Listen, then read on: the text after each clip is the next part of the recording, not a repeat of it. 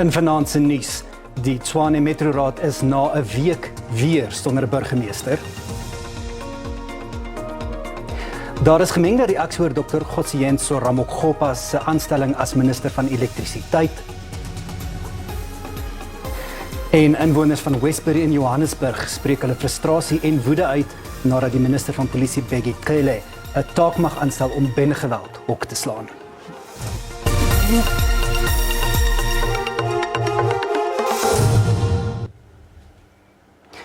Goeienaand. Hoofregter Raymond Zondo is tans besig om die nuwe kabinetslede by die Tuinhuis in Kaapstad in te huldig. Dit volg na president Cyril Ramaphosa se kabinetskommeling gisteraand. Die adjunkpresident Paul Mashatile en die minister van elektrisiteit Dr. Kgosienso Ramokgopa is van die nuwe kabinetslede wat reeds hul amptseed afgelê het. Do you consider the oath binding on your conscience? Yes. Yes. Okay, I'm going to ask you to say it loudly so that the whole nation hears that you consider it binding on your conscience. Yes. Do you consider the oath binding on your conscience? Yes, Chief Justice. Okay, all right. Please read the oath aloud, and at the end, you will say, "So help me God." Thank you.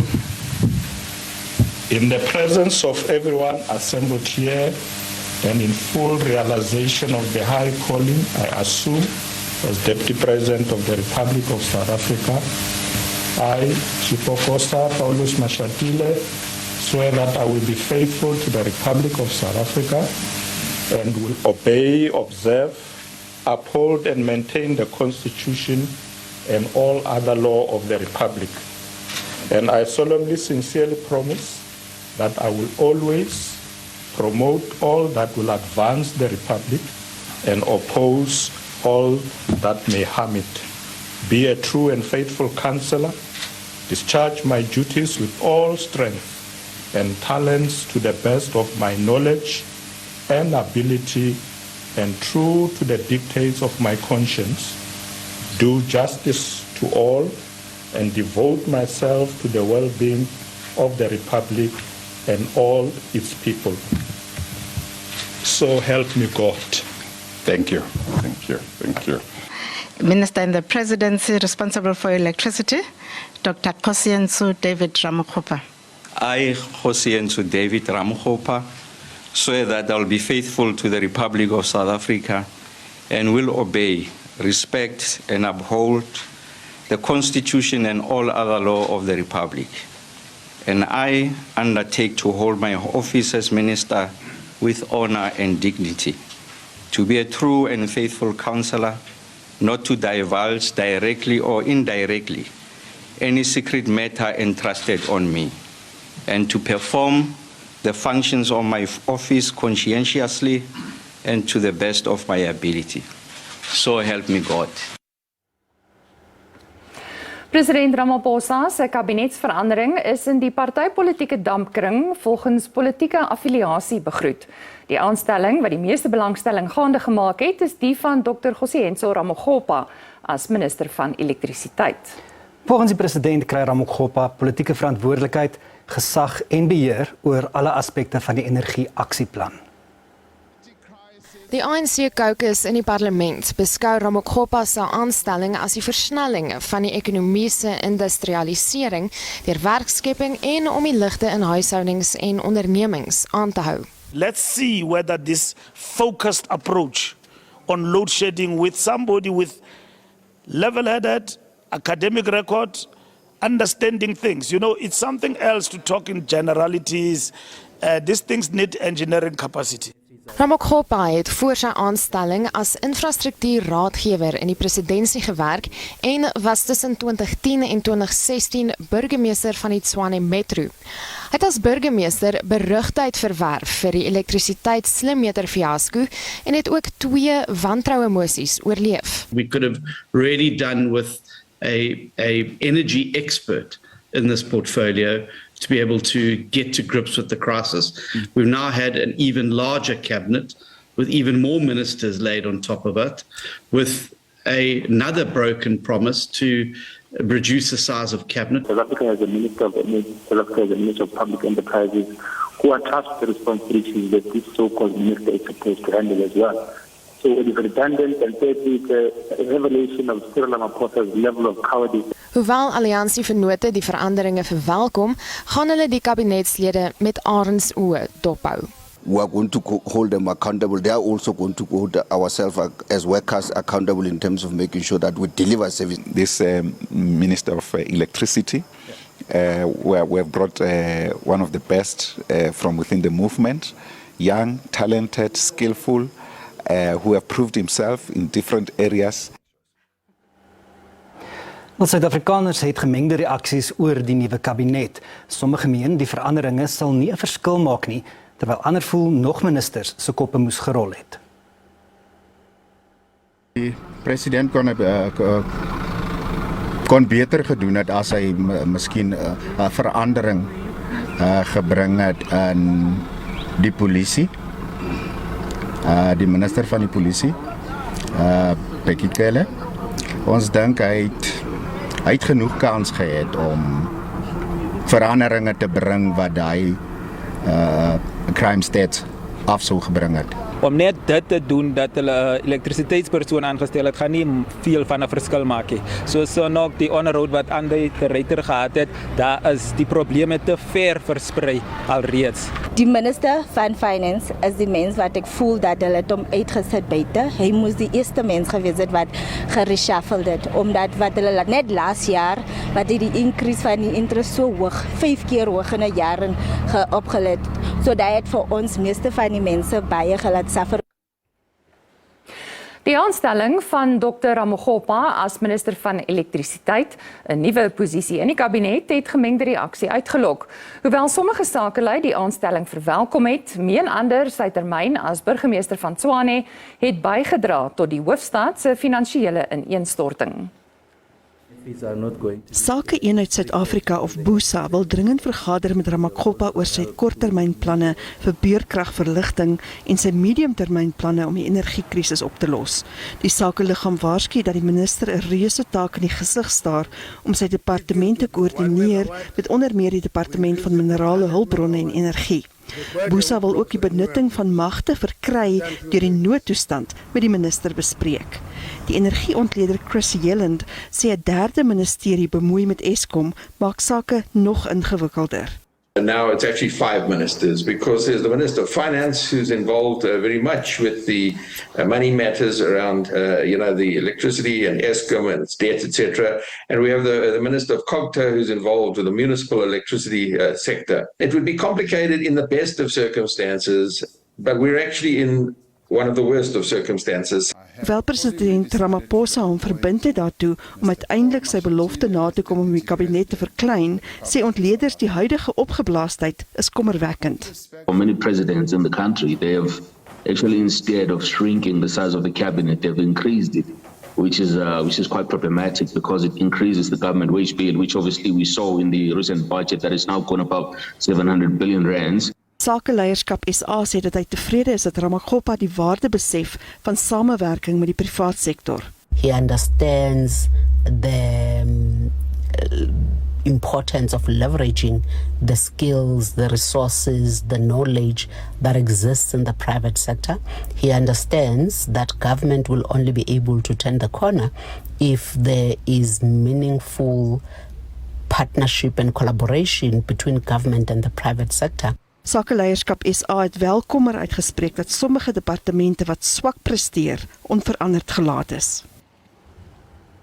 Suid-Afrika se ekonomie het in die 4de kwartaal van verlede jaar met 1,3% ingekrimp. Statistiek Suid-Afrika het die bruto binnelandse produksyfers vandag bekend gemaak. 7 van die 10 sektore het in die 4de kwartaal van 2022 ingekrimp. Die mynbou, landbou en vervaardigingssektore het die grootste afname aangeteken. Die ekonomie vir die jaar as geheel het met 2% gegroei. Die verwagting is dat weinig ekonomiese groei in 2023 sal wees, te wyte aan die voortsleepende kragonderbrekings, hoë inflasiekoers en stygende rentekoerse. Die Suid-Afrikaanse Inkomstediens sê president Cyril Ramaphosa en sy sakeondernemings is geaudit en geen negatiewe bevindings is gemaak nie. Ook sy maatskappye in Tabanyoni Estate en Tabanyoni Feedlot het hulle belastingverpligtinge nagekom. Die inkomstediens het in 'n verklaring gesê hy het besluit op die buitengewone stap om die inligting bekend te maak met die toestemming van president Ramaphosa weens die beduidende openbare belang daarin. Die DA het gister gesê die inkomstediens kon geen rekord vind dat die Sudanese sakeman Hazi Mustafa die groot bedrag buitelandse valuta wat hy in 2019 in Suid-Afrika ingebring het, verklaar het nie. Mustafa het beweer hy het die 580.000 Amerikaanse dollar verklaar toe hy in Suid-Afrika aangekom het. Mustafa het die geld na bewering gebruik om buffels van president Ramaphosa se Palapala plaas aan te koop. Die Tshwane Metro is weer sonder 'n burgemeester. Slegs 'n week nadat die Kaap-raadslid en voormalige spreker Dr. Murungwa Makwarela tydens 'n omstrede verkiesing die warmstoel bestyg het. Die stadsbestuurder Johan Metler het die Gautengse provinsiale beampte van die onafhanklike verkiesingskommissie ingelig dat 'n vakante pos bestaan. Makwarela is gediskwalifiseer ingevolge artikel 158 van die grondwet. Hy is in 2016 insolvent verklaar en volgens die grondwet mag so 'n persoon nie dien as raadslid nie. Makwarela moes vandag 'n brief aan Metler voorsien wat bewys dat hy gerehabiliteer is wat hy nie gedoen het nie.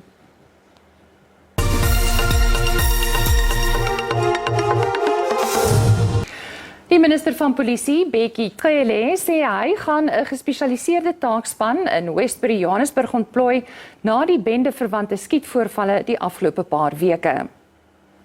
Die span het 'n spertyd van 3 maande om die vrede te herstel. Cele se besoek het nie gehelp om die vrede te herstel nie. Inteendeel, inwoners het nie geskroom om die minister en sy gevolg direk aan te spreek oor hulle frustrasie en woede nie, soos die vrou wie se identiteit verbloem word. The people that sit in your ministry of police, I'm so sorry to say I don't have faith in you. You failed us in testament.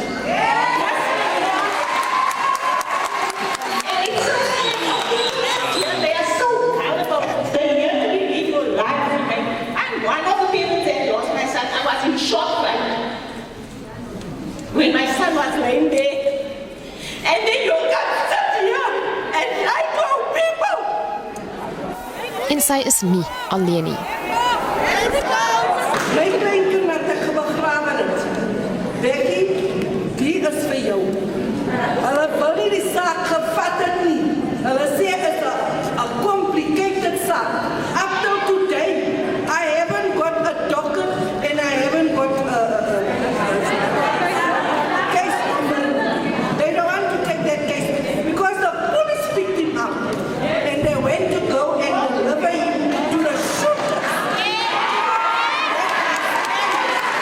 Let's be realistic here. You've done nothing yet. There's no arrest. You are arresting people that are smoking dagga. You confiscate guns, but the next day they are out again.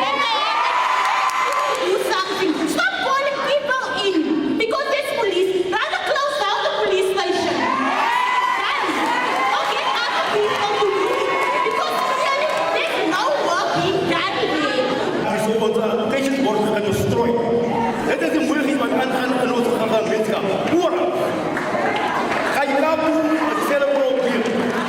Onze politie is zo corrupt. We know that the Firetown police station has been captured. It's a new word that's now vocabulary been captured. When you talk to the police there, they know all the drug dealers. You know who's shooting who. Die geweld in die gebied word glo veroorsaak deur 'n dwelmhandelgebiedsoorlog tussen Fast Guns en die Varados-bende. Cele het intussen aan skeptiese inwoners gesê die polisie gaan om elke hoek en draai ontplooi word. 'n Motorfietsryer is dood in 'n botsing op die N2 voor die M41 afrit in die noorde van Durban. 2 vragmotors en 'n motorfiets was by die botsing betrokke. Die motorfietsryer was onder een van die vragmotors vasgekeer en is op die toneel doodverklaar.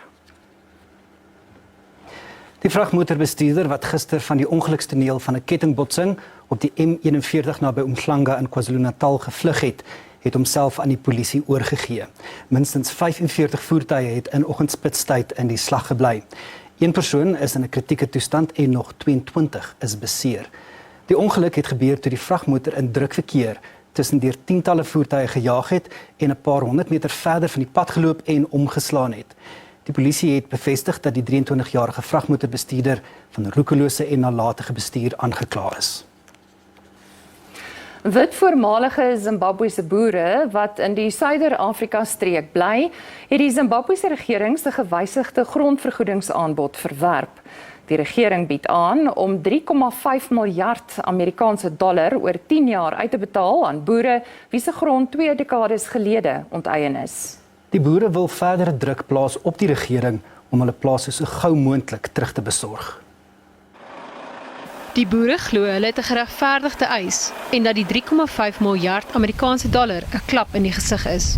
You see, when this global compensation deed was signed, one of the issues was a number of farmers, a few hundred farmers who are destitute, who are somewhere in a bed, in a hospital or an old age home, and who have nothing.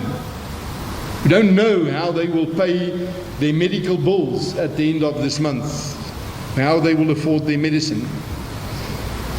Now, because of the number of these farmers, the Zimbabwean government agreed to make what they call an interim relief payment. It's a few dollars every month, but it's not every month.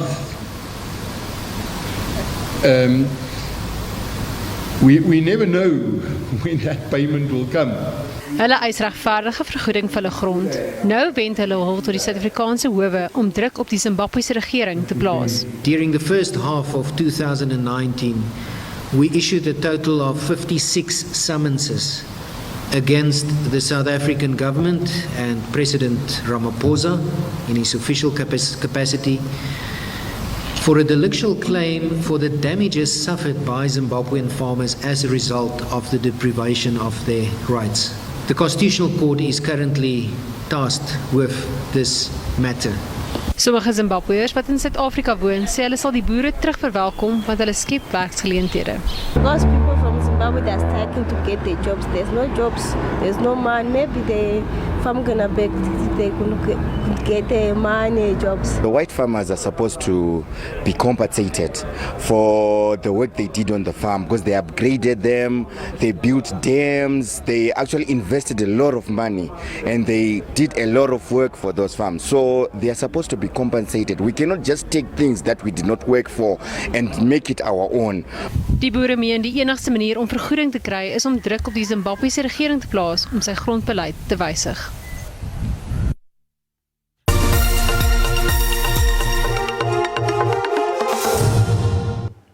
En nou 'n kort opsomming van die dag se markaanwysers. Teen die sluiting van die JSE om 5:00 vanmiddag het die rand merkbaar verswak teen die vernaamste geldeenhede. Die JSE se indeks van alle aandele het gedaal. Goud en platinum was goedkoper teen die sluiting van die JSE. Brent-olie se prys het gestyg te midde van onsekerheid oor Russiese fossiel brandstoflewering en die herstel van Chinese olieaanvraag. En op die JSE termynmark het die pryse van landbougewasse vir lewering in Mei gestyg. Witmielies is R54 per ton duurder en koring het met R11 per ton gestyg.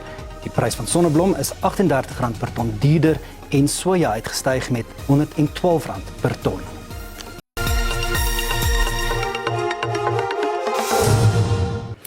Die staatmaker-draaier Keshav Maharaj en die kookwater middelkolwer van die Lions, Ryan Rickelton, keer terug na die Proteas se begin-elftal vir die tweede toets teen die Windies wat môre op die Wanderers in Johannesburg begin.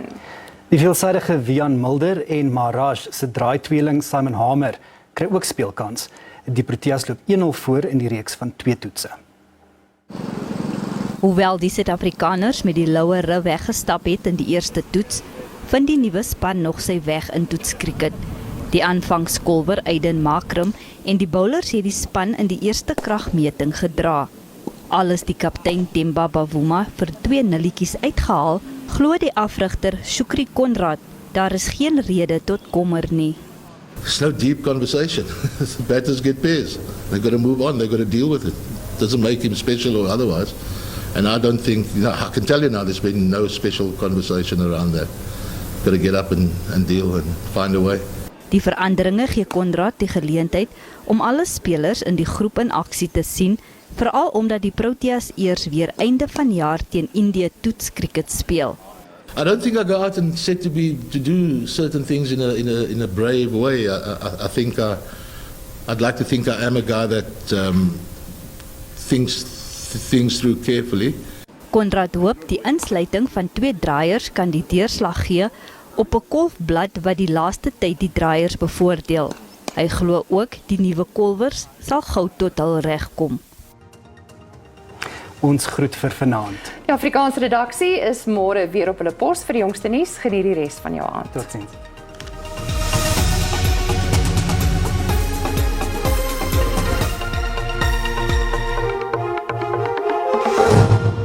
Goeienaand, dis skool en reënerig in Johannesburg. Baie welkom by die weersentrum.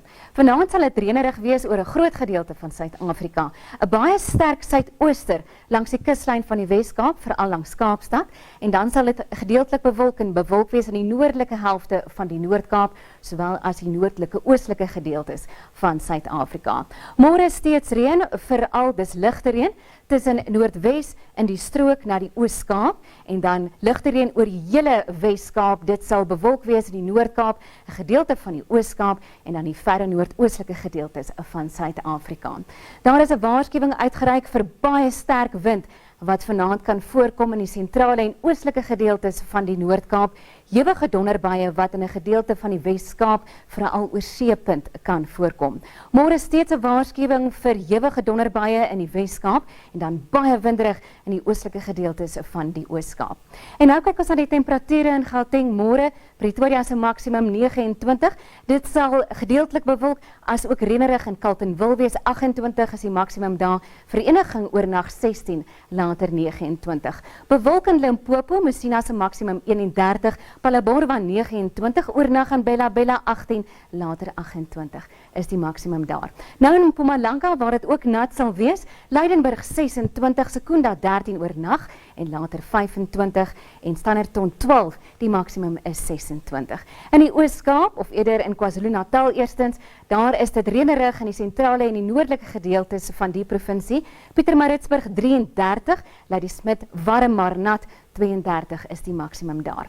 Nou in die Oos-Kaap en daar kyk ons na temperature in Monte van 31. Dit sal in die noordelike en sentrale strook van hierdie provinsie sal dit reënerig wees. Oos-London 31, Mabega se maksimum is 28 grade Celsius. Langs die kuslyn van die Wes-Kaap gaan dit reënerig wees. In Kaapstad 23 is die maksimum en nou ook in die Noord-Kaap. En daar kyk ons na temperature in Appington van 31, sonnig in De Aar 27 en Sutherland oornag 10, later 21. Terug in die binneland, in die Vrystaat, baie ook reënerig in die provinsie, Ficksburg 13, 26 en Botawil 31 en dan laastens in Noordwes en waar dit ook baie reënerig sal wees, Ottosdal 31, Taung 32 en dis al van my. Goeienaand.